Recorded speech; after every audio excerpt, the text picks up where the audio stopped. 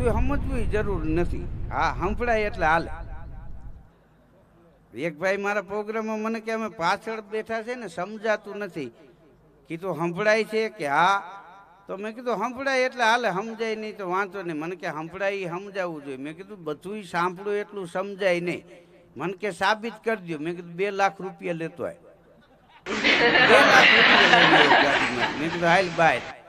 અમે બહાર નીકળ્યા ને કૂતરા બાજતા હતા. મેં કીધું આ સંભળાય છે કે હા? કીધું સમજાય છે. કારણ કે બધું સંભળાય એટલું બધું સમજાય નહીં. હા, અમારા રાજકોટમાં ઘણા કર્ણાટકથી પરણી આવ્યા. બોલો, સાસુઓ હજી બાયતા નથી. ઓ એની ભાષામાં ધબધબાટી બોલાવી લે દોશીને, એની ભાષામાં ધબધબાટી બોલાવી. હા, સમજો તો માથાકૂટ થાય. બધું સંભળાય એટલું સમજાય નહીં. અને વધારે આનંદની વાત તો એ છે કે આ લાઇન ડે રિસોર્ટના માલિક કાબરિયા સાહેબની પણ અહીંયા ઉપસ્થિતિ છે. હા, એ અહીંયા મોકે ક્યારેક જ આવે. અને એ આવ્યા ને એને ખબર પડી કે ધીરુભાઈ આવ્યા છે તો એ કે આપણે મળવું છે. અને હકીકત અમે મળ્યા, મળો તોય મજા આવે. હવે આ દુનિયામાં તમે જેને મળો ને મજા આવે એવા માણસો ઓછા છે. હા, મળો તોય મજા આવશે એવા માણસો ઓછા. આ પ્રસંગ છે એ ખાલી રૂપિયાથી નથી થતો. જેને ત્યાં પ્રસંગ હોય એનો જેવો ભાવ હોય એવો પ્રસંગ થાય. હા, ઉદયભાઈ વાત કરી કે આ મુંબઈથી આ સારા રિસોર્ટ ત્યાં છે, પણ આ ગોહિલ પરિવાર છે એ આ માટીમાંથી મોટા થયા છે એટલે એને એની ધરતીનું ગૌરવ હોય. અને આ રિસોર્ટ પ્રકૃતિના ખોળે આ લગ્નનો પ્રસંગ ઋષિરાજસિંહજીનો એક આનંદની વાત છે. આ વરકન્યા ભાગ્યશાળી, તો જ જમાવટ હોય ને. આ અઠવાડિયાથી આ ગોહિલ પરિવારમાં આનંદ આનંદ ને આનંદ. બોલો, હા, રાતે હુઈ ગયો એને જગાડીને આવડા પાણી પાય છે. જાગતા હોય એને જ પાવ. એટલે ઋષિરાજસિંહજી અને જે આવતીકાલે વડીલોના આશીર્વાદથી અગ્નિની સાક્ષીએ પ્રભુતામાં પગલાં પાડવાના છે ઋષિરાજસિંહજી અને સુમિતાબા. એ ભાગવાળા છે. અઠવાડિયાથી આ બે શિરોડકર પરિવાર અને ગોહિલ પરિવાર એમાં આનંદનો માહોલ છે. હા, નહીતર અમુક અમુકના લગ્ન થાય ને તો ફાટક બંધ થાય હામિયા ટાણે. વગડતા હોય લોપિયું કુટુંબ, લોપિયું કુટુંબ. હરણાઈ વાળાના હાથ ફાટી જાય. આ લગ્નમાં ઢોલ વગાડે, ફટાકડા ફોડે. શું કામ? વરાજાને ટેવ પાડે કે આવા ધુબાકા દરરોજ બોલ છે. મૂંઝાતા આ લગ્નમાં 2 વર્ગ આવે. એક વરાજાને જોઈને પેટે બળતા હોય એમ કે આનો મેળ પડી ગયો, આપણે નાની કાકા આગળ આવેલા હોય તો આપણું થઈ જાય. ઈ વાંટા કુવાડ. હા, અને એક વર્ગ વરાજાને જોઈને ડિસ્કો કરે, રૂપિયા ઉડાડે. ઈ પરણેલા. ઈ કે ભલે ફૂલે કે ચડ્યો, 1.5 મહિના પછી આપણે ભેગું દરનું દળાવવા ન આવે તો કહીજો. એને વર્ગ વધે. હા હા, પણ લગ્નનો આ પ્રસંગ અને ગોહિલ પરિવારના ભાવને આમંત્રણને માન આપીને, એનો ભાવ ભર્યું આમંત્રણ છે, એને માન આપીને સગા અને સ્નેહીઓ બધા અહીંયા ઉપસ્થિત થયા છે. એ એનો ભાવ છે. આ લગ્નમાં હાથી ભાડે આવે, માણસો ન આવે. ગાડિયા નાખીને હામી ન કરી શકો. હા, રૂપિયાથી તમે જો સુખ સુવિધા મળે, શાંતિ ન મળે. હા, બધી વસ્તુ રૂપિયા છે એ ડાયવર્જન છે. હા, એ હાઈવે નો બનાવી નખાય. માપે રૂપિયા હોય તો આપણને હાચવે, વધી જાય તો આપણે એને હાચવવો પડે. માપે તોલે. એનો કેવો સારો યુગ છે, હાઈફાઈ યુગ છે.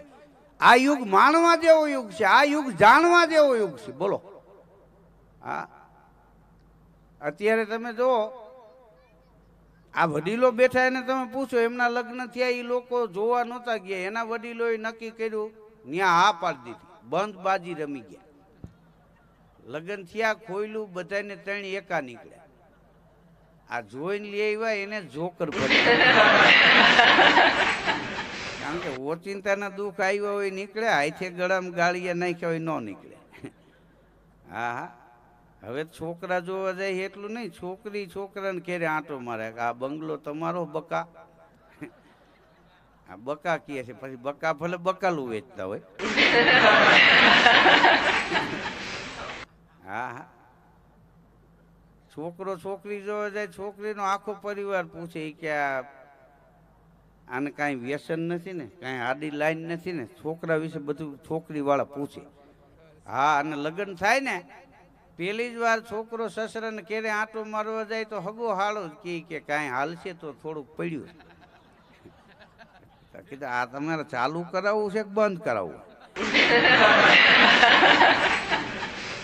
નક્કી જ નથી થતું. બોલો, આવા હાઈફાઈ યુગમાં આમાં 70 વર્ષ 45 વર્ષથી 70 વર્ષના બેનુને એક તકલીફ છે.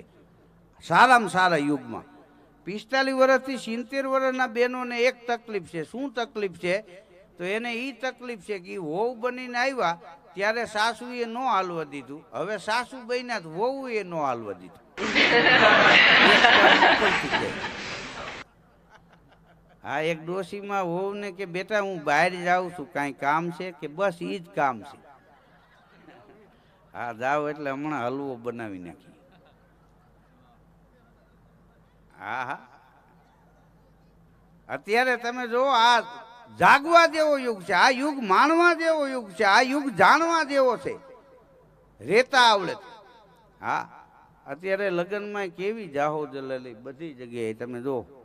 હા, એક મહાનગરથી માંડીને દરિયાકાંઠાના ગામડા સુધી તમે જાઓ તો બધાને કોઈને પહેરે ઓઢે ખાધે પીધે વાંધો નથી. બોલો, અત્યારનો આ એવો યુગ છે, તમને સારી રીતે બેસતા આવડે તો કોઈક 2000 આપે. મનમાં છે. ઘણા માણસો કહેતા હોય સારી વાતો સાંભળવા વાળા નથી. કીધું ભાઈ એવું ન હોય. બકાલા માર્કેટમાં ટ્રાફિક હોય ને એટલો સોની બજાર ન હોય. થોડા માણસો જાય પણ સાંજે રૂપિયા ગણો સોની બજારમાં નીકળે ને, બકાલા માર્કેટમાં ન નીકળે. સોનાનું વજન કરવું હોય તો કાચની પેટી રાખીને એમાં ત્રાજવા રાખીને વજન થાય. શું કામ? નહીતર માખી બેસી જાય ને તોય 1.5 લાખના ભાવની જાય. ભલે ભમરા કરી ગયા હોય એ તો 30નું પોઈટકું જાતું હોય. હા, હમણાં એક ભાઈને ઘેરે હું ગયો ને તો એ 2 જુવાન ઉભા હતા અને એક વ્રતને ઊંચે માથે ટીંગાડેલા જાળવે. એટલે મેં કીધું આ કોણ છે? મને કે અમારા બાપુજી. તો કીધું આને ઊંચા ટીંગાડે? મને કે એને કહેવાથી ટીંગાડ્યા. મેં કીધું કેમ? તો એ કે એને માથું બહુ ચડ્યું હતું ને તો માથાની ગોળી પીવી હતી કે હું બેઠો બેઠો પીશ તો પેટમાં વહી જાય, એટલે ઊંચો ટીંગાડી મોઢામાં નાખી. બોલો. હા, આજે અમને મજા અમારા પ્રોગ્રામ જામ્યો કે અમારા માઇકવાળા પાસે દાંત કાઢે ને કે એને તો આ રોજનું થયું. હા હા, જે ગામમાં મદારી રહેતો હોય એને એના ખેલનું ગામને માહિતમ ન હોય, એને ખબર હોય કે આ કોબરા ક્યાંથી પકડ્યો. હા, એટલે આજે અમારા માઇકવાળા અમારા આ બધો અમારો પરિવાર છે, એને દાંત આવી જાય એટલે વાત પૂરી થઈ જાય. બોલો.